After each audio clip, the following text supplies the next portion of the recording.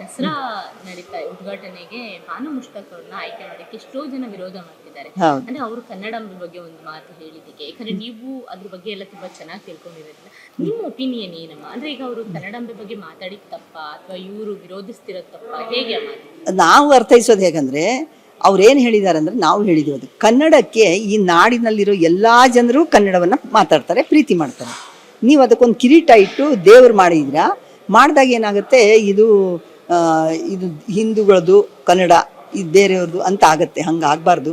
ನಾವೆಲ್ಲರೂ ಅದರಲ್ಲಿ ಭಾಗವಹಿಸೋಂಗೆ ಒಂದು ವಾಹಿನಿಲಿ ಹೋಗೋಂಗೆ ಇರಬೇಕಾಗಿತ್ತು. ಅದನ್ನು ನಾವು ಮಾಡ್ತಾ ಇದ್ದೀವಿ, ನೀವು ಅದನ್ನು ಮಾಡ್ಬೋದು ಅಂತ ಒಂದು ಮಾತು ಹೇಳಿದ್ರು ಅವರು. ನಾನು ಎಷ್ಟೋ ಸಾರಿ ಹೇಳಿದ್ದೀನಿ, ನೀವು ಕನ್ನಡಾಂಬೆ ಅಂದರೆ ಅದು ಪೂಜೆ ಮಾಡ್ತೀರಾ ಮತ್ತು ಕನ್ನಡದಕ್ಕೆ ಮೋಸ ಮಾಡ್ತೀರಾ. ಕನ್ನಡದಲ್ಲಿ ಸರಿಯಾಗಿ ಮಾತಾಡಲ್ಲ, ಕನ್ನಡಿಗರನ್ನು ಸರಿಯಾಗಿ ಕಾಪಾಡ್ಕೊಳ್ಳಲ್ಲ. ಅವ್ರಿಗೆ ಕನ್ನಡನ ಜೋಪಾನ ಮಾಡೋದಂದರೆ ಕನ್ನಡಿಗರನ್ನು ಜೋಪಾನ ಮಾಡ್ದಂಗೆ. ಈಗ ಇವತ್ತು ಸಿನಿಮಾ ನೋಡಿ, ಭಾಳ ಜನ ಸಿನಿಮಾ ನೋಡಿದರೆ ಕನ್ನಡಕ್ಕೆ ಸೇವೆ ಸಲ್ಲಿಸ್ದಾಗೆ ನೀವು ದುಡ್ಡು ಕೊಟ್ಟು ನೋಡಿದಾಗ, ಅಂದರೆ ಒಬ್ಬ ಕನ್ನಡಿಗನೇ ನಾವು ಅನುಕೂಲ ಮಾಡಿಕೊಟ್ವಿ. ಆ ಥರದಲ್ಲಿ ಮಾಡಬೇಕು ಅನ್ನೋ ಮಾತು ಅವ್ರು ಹೇಳಿದರು. ನಾನೇನು ಹೇಳ್ತೀನಿ ಅಂದರೆ, ನಾಡದೇವಿ ನಾಡ ಇದು ಹಬ್ಬ, ಅದು ರಾಜರ ಕಾಲ ಅಲ್ಲ, ಇದು ಮಹಾರಾಜರ ಕಾಲದಲ್ಲೇ ಆಗ ಮುಸ್ಲಿಮ್ರು ಇದ್ರಲ್ಲಿ. ಆ ಹೊತ್ತಿನಲ್ಲಿ ಕೂಡ ಅವರೇ ಎಲ್ಲ, ಟಿಪ್ಪು ಸುಲ್ತಾನ್ ಅವರೆಲ್ಲ ಯಾರು ಏನು ಹಿಂದೂಗಳಲ್ಲ. ಆದ್ದರಿಂದ ನಿಸಾರ್ ಅಹಮದ್ ಅವರು ಮಾಡಿದ್ದಾರೆ ಉದ್ಘಾಟನೆ. ಆಮೇಲೆ ಹಣೆ ಕುಂಕುಮ ಇಟ್ಕೊ ಹೂ ಮುಡ್ಕೊಂಡು ಮಾಡು ಅಂತಾರೆ. ಬರ್ಗೂರು ರಾಮಚಂದ್ರಪ್ಪ ನೋಡಿ, ನಾನು ಬಂಡಾಯ, ನಾನು ಅದೇನು ಪೂಜೆ ಮಾಡಲ್ಲ, ನಾನು ನಿಂತ್ಕೊಳ್ತೀನಿ, ನೀವು ಮಾಡ್ಕೊಳ್ಳಿ, ಮುಂದಿನ ಕೆಲಸ ನಾನು ಮಾಡ್ತೀನಿ ಅಂದರು. ಅವ್ರು ಮಾಡಲಿಲ್ಲ ಅವರು ಅಂಥದ್ದೇನು. ನಾನು ಮೈಸೂರು ದಸರಾದಲ್ಲಿ ಕುದುರೆ ಮೇಲೆ ಕೂತೆ, ನಾನು ಮಂತ್ರಿಯಾಗಿದ್ನಲ್ಲ, ಮಂತ್ರಿಗೊಂದು ಅವಕಾಶ ಇದೆ. ಆ ಥರ ಎಲ್ಲ ಮಾಡಿದ್ವಿ. ಮತ್ತು ಇವರು ನಾಡಿನ ಹಬ್ಬ ಅಂಥೇಳಿ ಅವರು ಹೋಗಿ ಒಂದು ಉದ್ಘಾಟನೆ ದೀಪ ಹಚ್ತಾರೆ.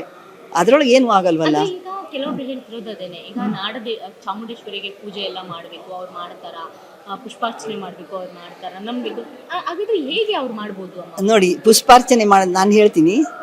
ನಾವು ಯಾವ ರೀತಿ ತಿಳಿತೇವಂದರೆ, ನಿಜವಾದ ಇತಿಹಾಸ ಇರೋದು ಚಾಮುಂಡಿ ಅನ್ನುವಂಥ ಒಂದು ಇದು ಬೆಟ್ಟದ ಬುಡದಲ್ಲಿ ಒಂದು ದಲಿತರ ಓಣಿ ಇದೆ, ದಲಿತರ ಕೇರಿ. ಅಲ್ಲಿ ಒಬ್ಬ ಚಾಮುಂಡಿ ಅನ್ನುವಂಥ ಹುಡುಗಿ ಇರ್ತಾಳೆ, ಬಹಳ ಸುಂದರವಾಗಿರ್ತಾಳೆ. ಮಹಿಷ ಮಂಡಲದ ದೊರೆ ಇರ್ತಾನೆ, ಮಹಿಷ ರಾಜ. ಅವನು ತುಂಬಾ ಚೆನ್ನಾಗಿ ಆಳ್ವಿಕೆ ಮಾಡ್ತಿರ್ತಾನೆ. ಅದು ಕೆಲವರಿಗೆ ಹಿಡಿಸಲ್ಲ. ಇವನನ್ನ ಏನಾದ್ರು ಮಾಡಿ ಮಟ್ಟ ಹಾಕ್ಬೇಕು, ಇವನ್ನ ಇಳಿಸ್ಬೇಕು. ಈಗಿನ ರಾಜಕಾರಣದಲ್ಲಿ ಮಾಡ್ತಾರಲ್ಲ, ಆಗೇನ್ ಮಾಡ್ತಾರೆ, ಆ ಹುಡುಗಿನ ಬಿಡ್ತಾರೆ. ನೋಡು, ನೀನು ಅವ್ನು ಏನಾರ ಮಾಡಿ ವಿಷ ಹಾಕಿ ಕೊಂದ್ಬಿಡು, ನಿನಗೆ ಇಷ್ಟು ಕೊಡ್ತೀವಿ ಅಂತಾರೆ. ಅದಕ್ಕೆ ಆ ಹುಡುಗಿ ಏನು ಮಾಡ್ತಾಳೆ, ಅವ್ರ ಹತ್ರ ಹೋಗಿ ಸ್ವಲ್ಪ ಸುಳಿದಾಡೋದು, ಅಲ್ಲಲ್ಲಿ ಮಹಾರಾಣಿ ಹತ್ರ ಸೇರಿಕೊಂಡು ಅವ್ರ ಕಣ್ಣಿಗೆ ಬೀಳೋದು, ಅದೆಲ್ಲ ಮಾಡಿ ಅವನಿಗೆ ಮೋಸದಿಂದ ಸಾಯಿಸ್ತಾಳೆ. ಇದು ಕಥೆ. ಇದು ಎಷ್ಟು ಮಟ್ಟಿಗೆ ಸತ್ಯ ಗೊತ್ತಿಲ್ಲ. ಇಂಥ ಒಬ್ಬ ಮಹಿಳೆ ಇವತ್ತು ದೇವರಾಗಕ್ಕೆ ಸಾಧ್ಯನೇ ಇಲ್ವಲ್ಲ. ದೇವರು ಅಂತ ನಾವು ಹೇಳ್ತಿದ್ದೀವಿ. ಅದು ಅವಳ ಹೆಸರಾಗಿದ್ದರೆ ಮೈಸೂರಿನ ಹೆಸರು ಚಾಮುಂಡಿ ಊರು ಅಂತ ಆಗಬೇಕಾಗಿತ್ತು. ಚಾಮುಂಡಿ ಊರು ಆಗಿಲ್ಲ. ಚಾಮುಂಡಿ ಬೆಟ್ಟ ಇದೆ, ಬೆಟ್ಟಕ್ಕೊಂದು ಹೆಸರಿಟ್ಟಿದ್ದಾರೆ. ಆದರೆ ಮಹಿಷ ಮಂಡಲ ದೊರೆ ಹೆಸರು ಮೈಸೂರಿಗೆ ಇಟ್ಟಿದ್ದಾರೆ. ಮಹಿಷ ಅನ್ನೋದೇ ಮೈಸೂರು. ಆದ್ರಿಂದ ಅವನು ಒಬ್ಬ ಮನುಷ್ಯ, ಇವಳು ಒಬ್ಬ ಮನುಷ್ಯಳು. ಅವರೆಲ್ಲ ಸಹಜವಾಗಿದ್ದವರು. ಏನೋ ಆಗಿನ ಕಾಲದಲ್ಲಿ ಏನೆಲ್ಲ ಮೋಸ ನಡೆದಿದ್ದಾವೆ. ಈಗ ನಾವು ನಾಗರಿಕರಾಗಿದ್ದೀವಿ, ನಾವು ಎಲ್ಲರನ್ನೂ ಒಂದು ಅಂತ ತಗೊಂಡು ನಾವು ಹೋಗಬೇಕು. ಇದು ನಮ್ಮ ಗುರಿ. ಆದ್ರಿಂದ ಅಲ್ಲಿ ಚಾಮುಂಡಿ ಪೂಜೆ ಮಾಡೋ ಅಗತ್ಯನೇ ಬರೋಲ್ಲ. ನೀವು ಪೂಜೆ ಅನ್ನೋದು ಕೇವಲ ಮನಸ್ಸಿನ ಭಾವನೆ ಮಾಡ್ರಿ. ಪುರೋಹಿತರು ಇರ್ತೀರ, ಅವರೆಲ್ಲ ಅದು ಇದು ಮಾಡ್ತಿರ್ತಾರೆ. ನಮಸ್ಕಾರ ಮಾಡಿ ನಿಲ್ತ್ಕೊಳ್ಳಿ, ಉದ್ಘಾಟನೆ ಮಾಡಿ ದೀಪ ಬೆಳಗಲಿ, ಅಷ್ಟು ಮಾಡ್ಬೋದು. ಅದಕ್ಕೆ ನಾವು ಬಹಳ ಧರ್ಮ ಅಂತೀವಲ್ಲ. ಈಗ ನೀವು ಇದಕ್ಕೆ ಏನು ಮಾಡ್ತೀರಲ್ಲ, ಇಲ್ಲಿ ಒಂದು ದೀಪ ಬೆಳಗಿಸ್ತೀರಾ, ಮತ್ತೇನೋ ಮಾಡ್ತೀರಾ, ಅದು ಕೇವಲ ಸಂಕೇತ ಅಷ್ಟೆ, ಸತ್ಯ ಅಲ್ಲ. ಸತ್ಯ ಏನು, ನೀವು ಹೆಂಗೆ ಸಿನಿಮಾ ಮಾಡಿದ್ದೀರಿ ಅನ್ನೋದು ಮುಖ್ಯ ಅಲ್ವಾ.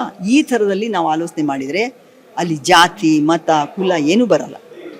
ಬಹಳ ಚೆನ್ನಾಗಿರ್ಬೋದು. ಇದೇ ಹೋರಾಟ ಅಷ್ಟೇ ನಮ್ಮದು. ಈ ಥರದ ಒಂದು ಮನೋಧರ್ಮ ನಮ್ಮದು. ಅದಕ್ಕೆ ಈಗ ನಾನು ಹಲವಾರು ಸಂಘಟನೆಗಳಿದ್ದೀನಿ. ನಾನು ಮಹಿಳಾ ಸಂಘಟನೆ, ಕಾರ್ಮಿಕ ಸಂಘಟನೆ, ಮತ್ತು ರೈತ ಸಂಘಟನೆ, ಯುವ ಜನರಿಗೆ, ಮತ್ತು ಈ ಮಂಡ್ಯದಲ್ಲಿ BT ಲಲಿತಾ ನಾಯ್ಕ ಬಡಾವಣೆ ಅಂತ ಇದೆ, ಅದರ ಒಂದು ಜಮೀನು ಮಾರ್ಕೊಂಡಿದ್ದಾರೆ, ಅದನ್ನು ಕೊಡಿಸೋದಕ್ಕೆ ರೈತರಿಗೆ ಪ್ರಯತ್ನ ಮಾಡ್ತಾ ಇದ್ದೀವಿ. ಎಲ್ಲ ಕಡೆ ಸಂಘಟನೆಯಿಂದ ಯಾರ್ಯಾರಿಗೆ ಏನು ತೊಂದರೆ ಆಗಿದೆ ನಮ್ಮ ಗಮನಕ್ಕೆ ಬರೋವೆಲ್ಲ ಮಾಡ್ತಾ ಇದ್ದೀವಿ.